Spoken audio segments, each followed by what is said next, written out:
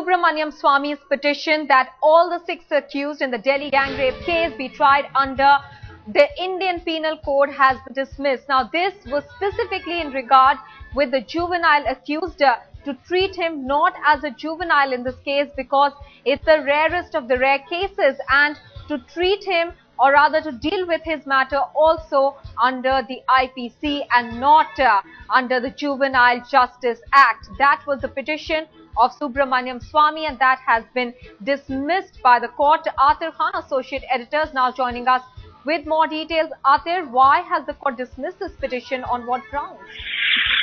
Well, Maha, we are yet to receive an order of the court, but... All right, we've lost our link there with our Associate Editor, Atir Khan. He was trying to tell us that the written order to that effect has not yet been received. However, at the moment, what we know is that Subramanian Swamy's petition regarding the juvenile accused in the Delhi gang rape case has been rejected. Remember, his petition was that all the 6 accused be tried under the Indian Penal Code, which clearly means that juvenile accused not be treated as juvenile in this case because it's the rarest of the rare, and he too be treated as an adult in this case because of the gravity of the crime, and be tried under IPC rather than the Juvenile Justice Act. Remember, that's a bone of contention that many people are actually worried about. Will this juvenile accused, who was the most brutal in that case, be allowed to go free after just 3 months of reform in some reform home, as is the case under the Juvenile Justice Act? Remember, today is also a crucial day because the court was to take a note on the fact as to whether this person's age is actually 18 or below that. As of now, documents have been submitted by his school regarding his age, but the court was not satisfied, and therefore a bone ossification test was to be done. Subramanian Swamy is now joining us on the phone line. Sir, has the court stated any reason for dismissing your petition? No, it's one line which is called a non-speaking order unless she gives later on a detailed order. In any case, I will go in appeal because it's provided for it. I can go to the Sessions Court, I can go to the High Court, I can go to the Supreme Court also directly. And this matter has to be settled because the 18-year rule doesn't exist anywhere else in the world. And it is not what is being prescribed by the Beijing rules of the UN Convention. So it is bad draftsmanship, and I don't want a new law. I don't want the 18 years to be reduced. I just want the maturity factor to be a part of the requirement. So it should be a person who is of a maturity of less than 18 years old. He would be amenable to get this relief under the Juvenile Act. Now, in the Indian Penal Code, the limit of age is 12. So there's so much conflict, there's so much confusion, and therefore you can't say that this man who did the rape and all the horrible atrocities on that girl, he didn't know what he was doing. So the relief under the objects and reasons of the Act doesn't apply to him. So maybe a juvenile court judge didn't feel herself, what shall I say, equipped under the law to take a stand, and we'll have to see whether she gives reasons. If she doesn't give reasons, it becomes as good as not giving an order, because it's called a non-speaking order, has no validity in appeal. So I'll go and appeal in this matter.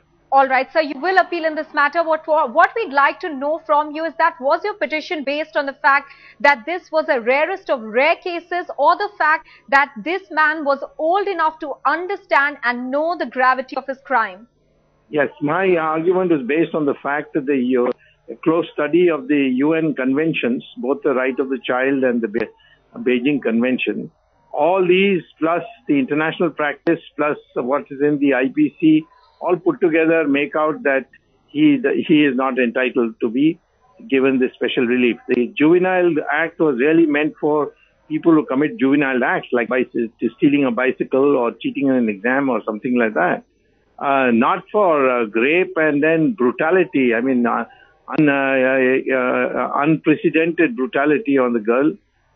This is not something that can be treated as a juvenile crime. Also, sir, the court is to take a very important decision on whether they will treat him as a person less than the age of 18. Based on his documents, the court is not satisfied. They might want to actually rely on bone ossification test. But, sir, would you help us understand how reliable really is the bone ossification test? Well, there's a margin of error, so it will have to be seen. He, by his own admission, is 2 or 3 months short of 18. And if it is, the bone thing says that it can be, he can't be less than 20, then the margin of error is usually not more than 6 months. So therefore, he would then be disqualified to be considered as a juvenile.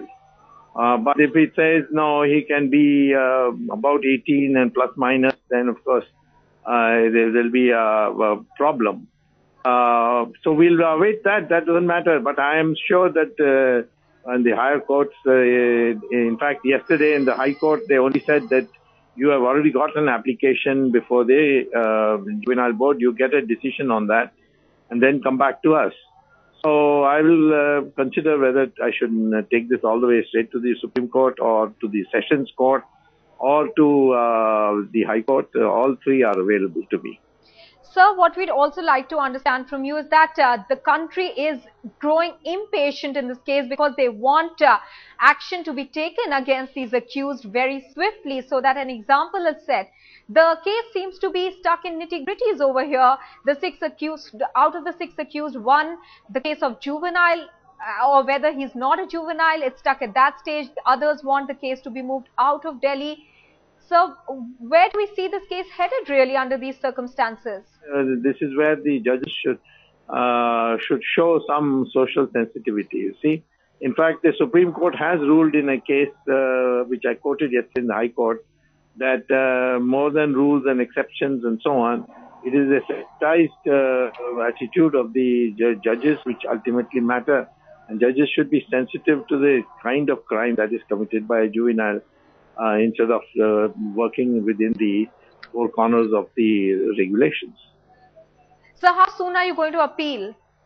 Very fast. It's maybe see, there is the procedure. The time is taken usually filing, then whether the registry finds some objection, the photostat is not accurate, that sort of thing.